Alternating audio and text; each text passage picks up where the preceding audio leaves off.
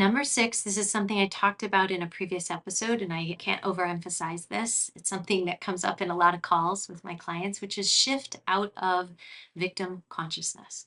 Because victim energy says life is happening to me.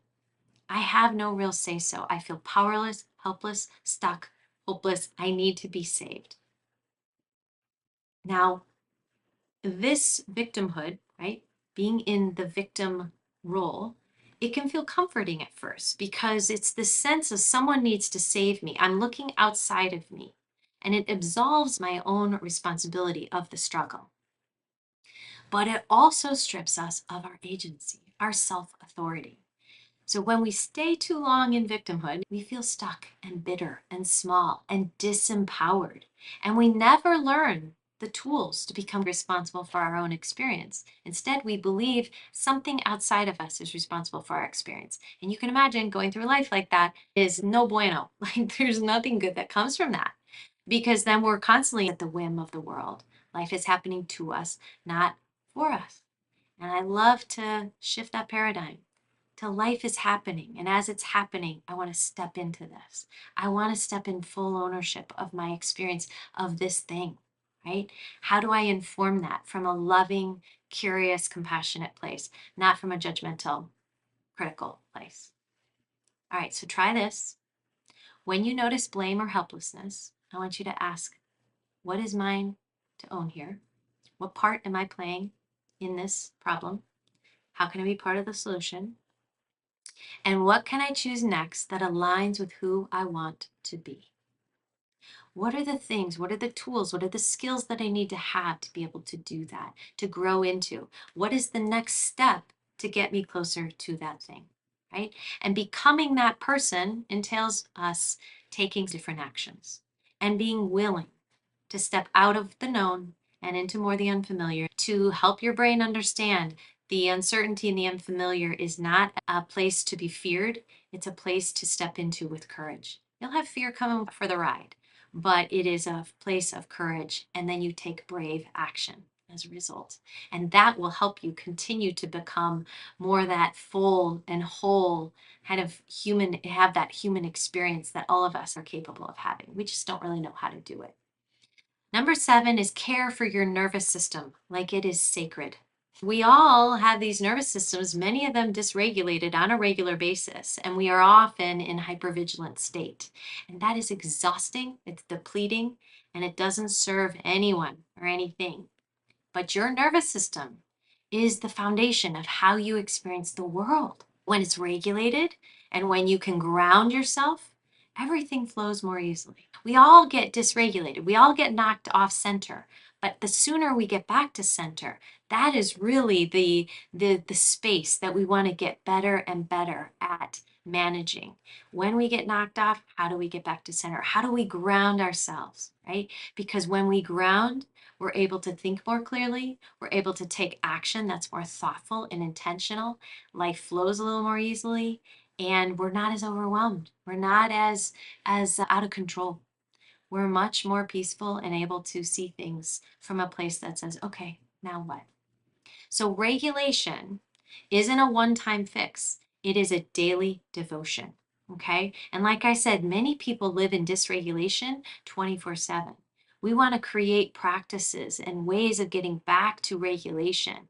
That's where mindfulness plays a wonderful role. I do a lot of, reflections, meditations, body scans for my people, visualizations. There's walks we can take, there's journaling we can do.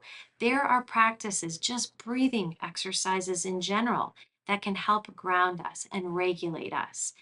It's the breath you take before reacting. It's the pause you take. It's the glass of water you get before you say the words or take the action. The walk before you send that text. The rest you give yourself without guilt. Maybe it's the rest you believed you couldn't give yourself until you worked yourself to the bone and instead said, how can I create rest for myself so that I can work really hard and do great work? That's a shift, right? It's not how do I work myself to the bone, then take rest? It's like, how do I create the rest to then be able to perform at my very best? Two very different ways of doing life and being a human, but one I would say has a tremendous upside. All right, so try this. I want you to build small, reliable rituals that anchor you every day.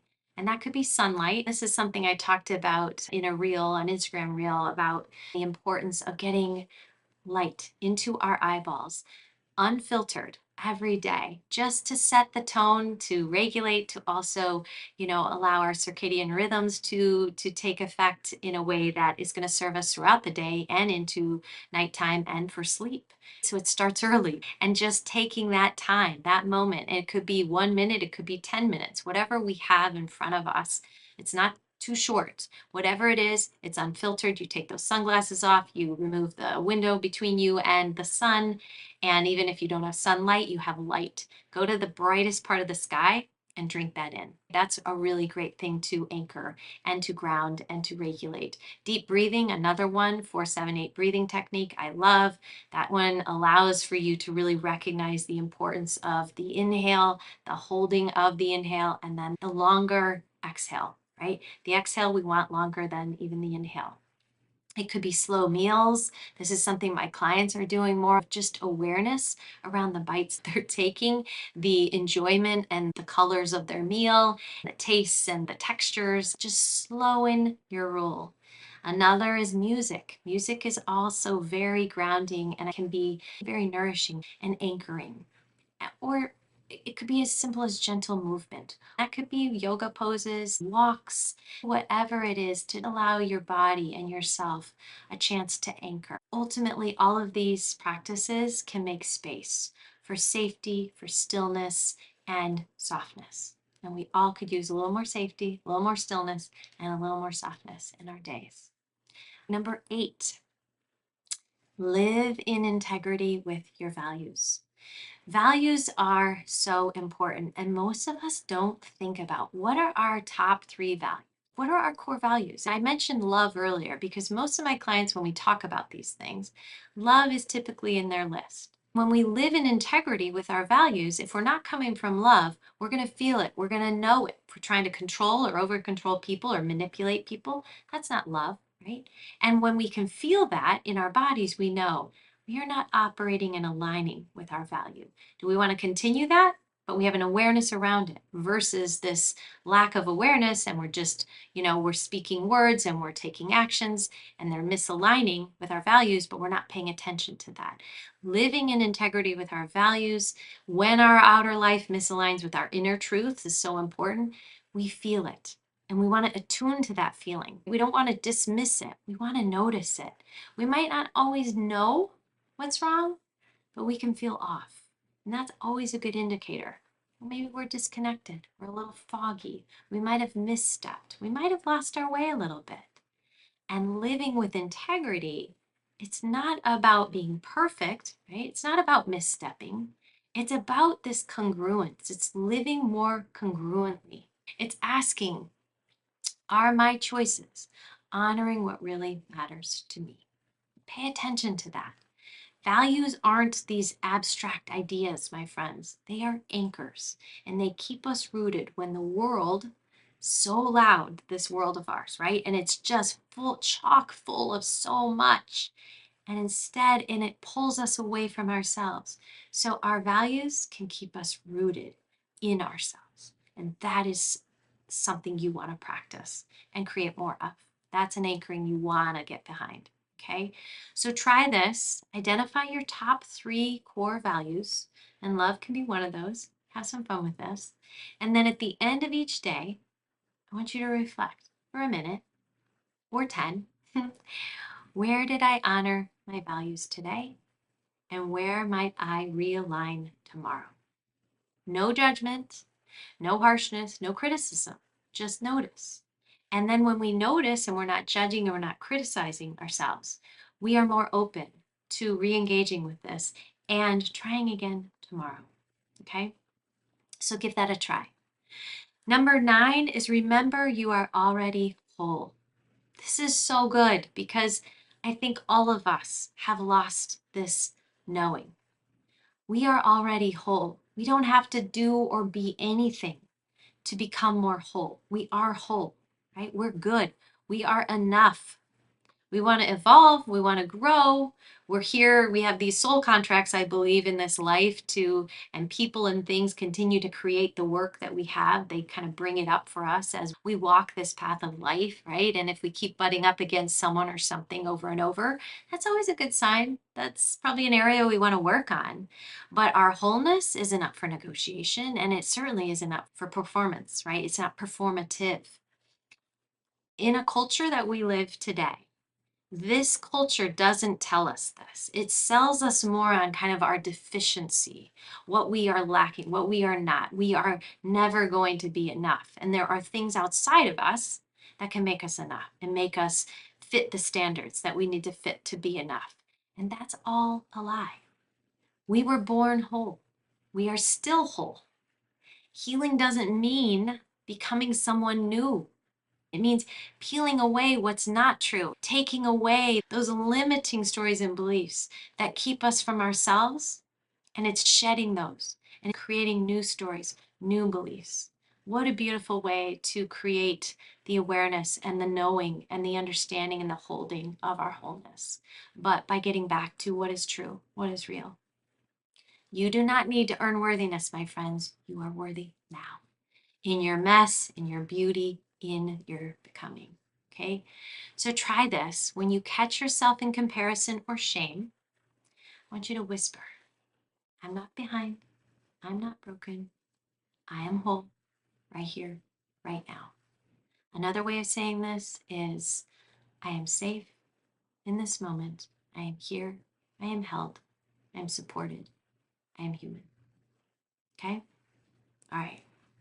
And finally, number 10, choose love over fear again and again and again. Fear is always going to show up. It's not something we can, when people say live fearlessly, I think that that's a misnomer. Like, I don't know how we do that. I think fear is part of our makeup, it's part of our survival mechanisms and our wiring.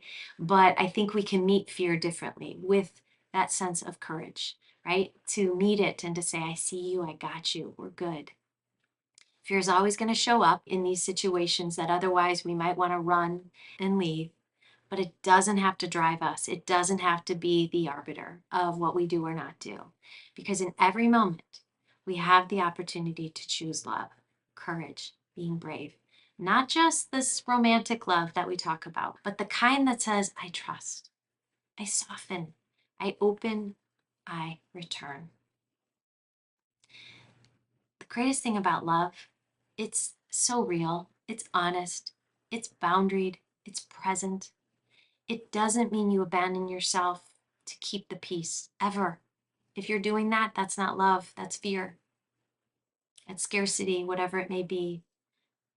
But what real love is, it means you root deeper into your truth with care, with intention, with purpose, and with this knowing. It's such a beautiful place to land and to keep coming back to, because we all can get knocked off, as I said, but with love as our kind of North Star, it can guide us in ways that we never even knew was possible. But we got to get it on board, and we got to move away from fear and scarcity and insecurity, lack of safety. Okay, so try this. When you feel reactive, I want you to ask, what would love do here? What would it look like to move from grounded compassion, from love, from curiosity, from allowing, from being open, and less from fear or defensiveness or scarcity or lack? What would that look like? Take some time to think about that, my friends. As I've said, there's no perfect way to be human, but there is a truer way. And it's a way that invites us out of striving and perfecting and performing. And it brings us more into a remembering, a knowing, a grounding and anchoring. And it's a way that helps us shed the limiting beliefs, the limiting stories, the things we're carrying that are not ours. And we can come home to what always was. And who doesn't want more of that? Thank you for being here, for practicing your humanity with me. And if this episode resonates, I'd love for you to share it with someone who may need it. And if you feel called, leave a review because it helps this work reach more hearts. Until next time, my friends, take a breath, come back to yourself, and remember, you are not broken. You are already whole.